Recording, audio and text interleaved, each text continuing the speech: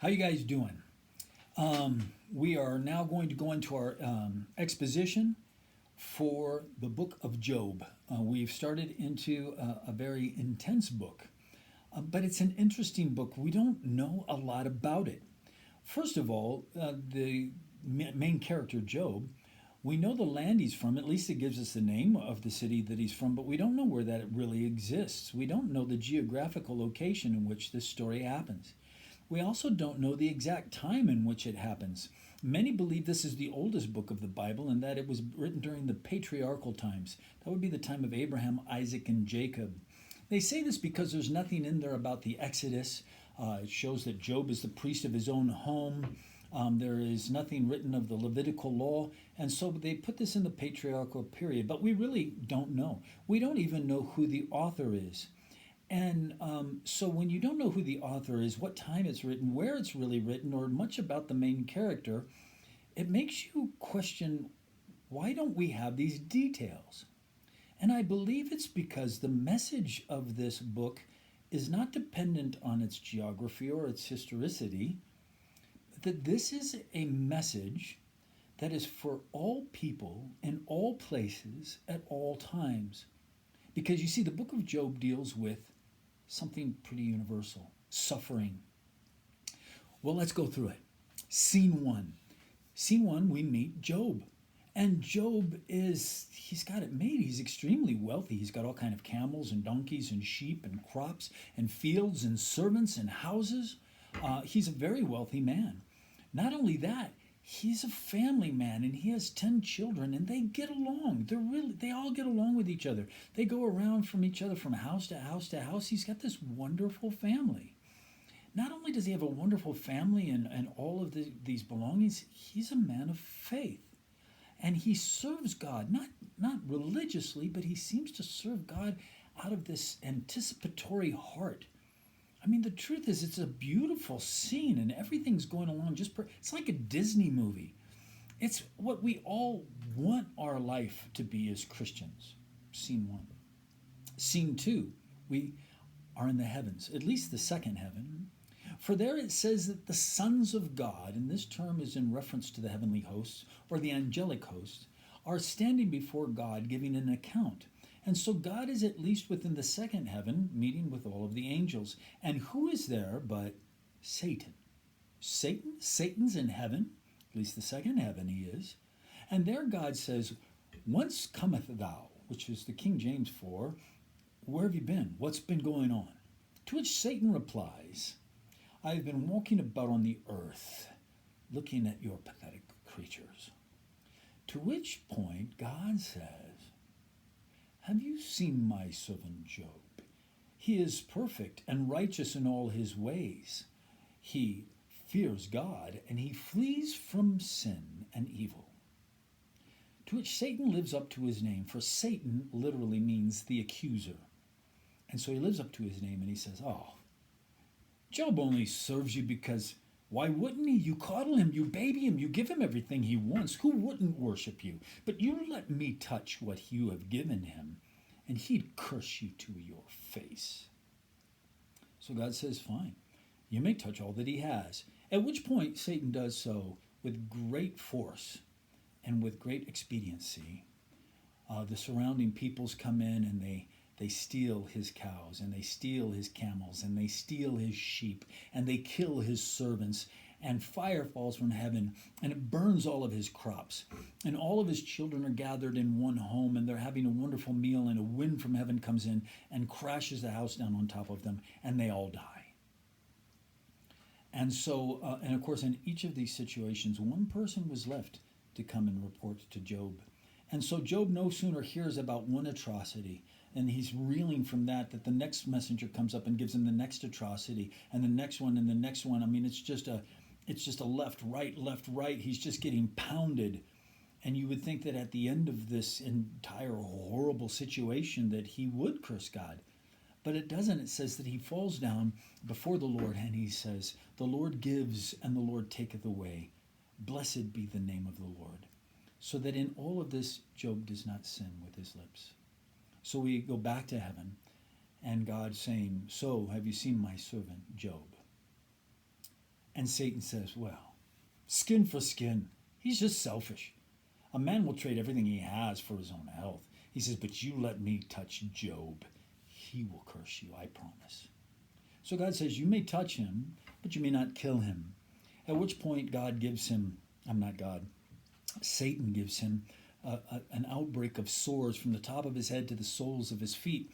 And later Job describes this condition in that his skin gets tight and hard and rigid with these boils. And it's so extreme that he takes a potsherd, he takes a piece of broken pottery, and he's scraping open the sores to get them to open and weep and to leak and provide him some sense of relief. It's a horrible situation. In fact, it's so horrible at this point that his wife, funny, she's still around, but his wife says, why don't you curse God and die? To which Job responds, you speak as a foolish woman speaks. Should we only accept good from God and not adversity? So even in all of this, Job never sins with his lips, the Bible says. Well, you would think, well, then Satan was wrong. Well, he's not done. You see, he has more to come, and he brings in 3 friends. Their name was Eliphaz, Bildad, and Zophar. And these 3 friends come in, and they mourn with him. Now, it's interesting. Ancient Near Eastern cultures, and a lot of cultures, if there's one thing they get right, it's mourning. In fact, this is a small vial, and it's called a lacrimatory or a tear vial. And you see it's spoken of in Psalm 56. David says, for the Lord, you have caught my tears in your vial, and they are written in your book. The idea is, if you see this narrow restriction right here, they would have taken a cord or a thong and tied it around there and worn this as a necklace so that it would sit here over their heart. And the idea is that you would take this tear vial and you would go up to somebody who was mourning and you would catch their tears in the vial. And you would catch them and you would wear them over your heart, as if to say, I share in your pain. Your pain is my pain. And so that they were pretty good at this. And Job's friends are no exception. It must have been a custom at the time that the ones who come to mourn with you don't speak until you speak. So they come and they sit down with Job, and Job doesn't speak for 7 days. So they just sit and weep with him. They weep with those who weep. They mourn. I believe these 3 were true friends, but they were lousy counselors. You see, they came and they provided counsel. And this counsel is based on a very shallow theology. Let's just put it that way. I believe they were good friends. And I think they were well intended, if you will, but they were wrong. In fact, what's wrong with the counsel of Job's counselor, of Job's friends, is often what's wrong with the counsel of the church. You see, the 3 of them will counsel Job, and their position on God and the world and the cosmology is this, that God is just only concerned with fairness, that God is only a God of justice. And as such, he rewards those whom he loves, and those who do right, he rewards them, and those who do wrong, the wicked, he punishes. And that's pretty much the extent of God. There's really no exception to this. This is their worldview. Well, because of this, they counsel out of this worldview. And they come to Job, who, though he was this great man with all this wealth, he's now lost everything. And he's sitting here in absolute pain and torment. And their counsel is, come, Job, what did you do? And you must have done something really bad for God to hate you this much. That's kind of the counsel. You see, it's almost a prosperity gospel, isn't it? The idea here is God is only about fairness. If you do good, he will reward. If you do bad, he will punish. And he's monolithic. He's just very simple to figure out. But our common sense would tell us this is not true. If this was the case, then everybody, all the rich and famous, must be really righteous people, which I don't think we would agree with. And all of the poor and suffering must be the most wicked of us. But we don't believe that either, do we? In fact, in today's culture, we've actually flipped that theology backwards. And we really kind of look at those with money with contempt, as if the rich are wicked and the poor are somehow righteous just because of their status. Is a very shallow theology and is very poor and wrong theology. And so, what we're going to see, and I think we've read up to this point, we've gotten through one cycle of argument.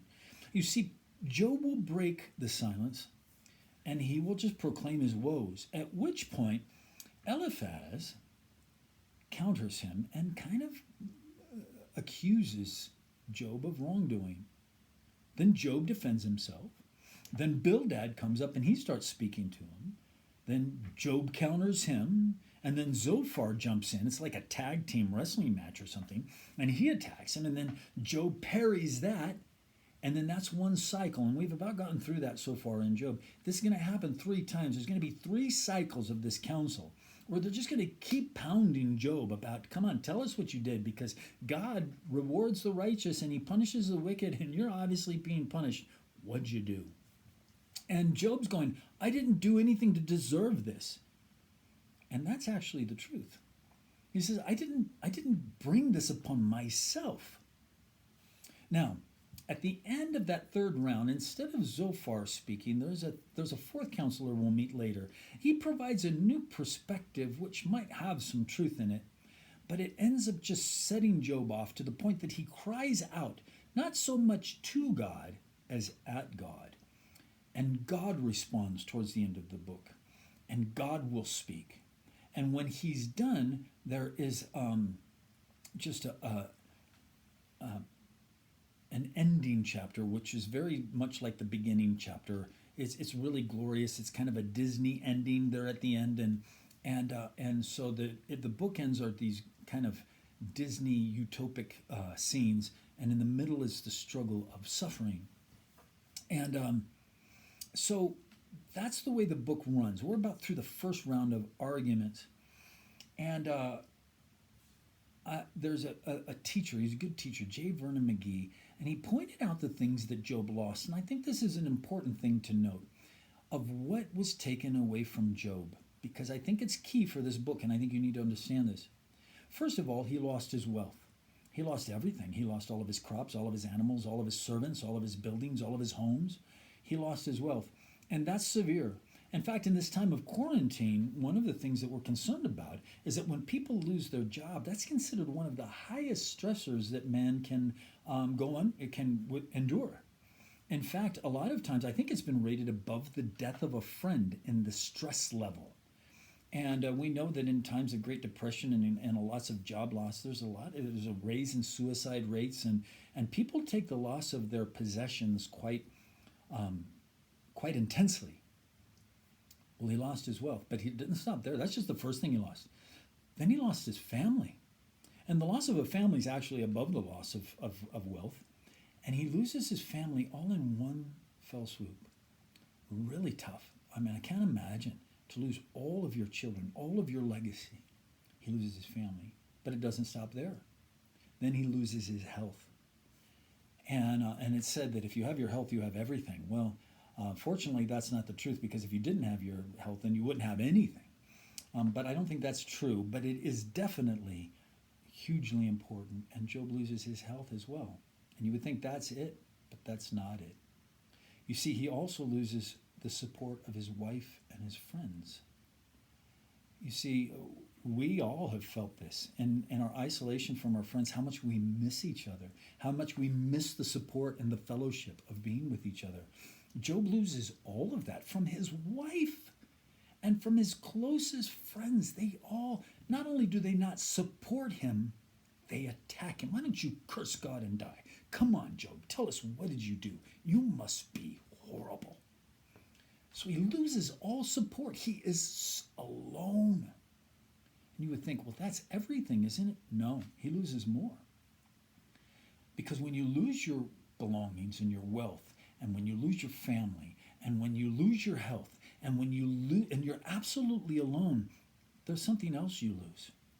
Your purpose. Why are you even here?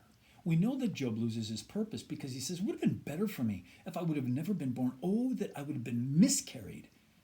because there's no sense. I have no worth, no identity, no purpose on the planet. What is my meaning if I've lost everything? And you go, well, that's got to be everything, everything. But no, he's lost even more than that. For he loses his understanding of God. He served God with all he was. He thought he had at least understood God, but now he's confused. Because of all of the counsel of his friends swirling in his head, he's starting to question, who is God anyway? Who is he really? Because he's definitely not the God I thought he was. And so he's lost his wealth, he's lost his family, he's lost his health, he's lost the support of everyone that he loves and cares about, he's lost his purpose, and he's lost his understanding of God. But there's one thing that he hasn't lost. And this is a spoiler alert for the book as a whole. A spoiler alert is Job wins. He comes out on the right end of the other side, because there's one thing, really the only, or what we would call the most important thing, he doesn't lose. And that is his faith in God and his hope for the gospel. We'll see that. We'll actually see how the gospel plays out in the book of Job. It's fascinating. But he doesn't lose his faith in God. In all of this, he doesn't let go of God, even when he's lost everything that we could possibly think of. He doesn't let go of God. And I think this is a key truth of this book. And so I want to let you know now, though, God's not going to give an answer to why is there suffering, because that's not the question that needs to be answered, or God would have answered it. He doesn't tell us why there's suffering, even when he comes to speak at the end.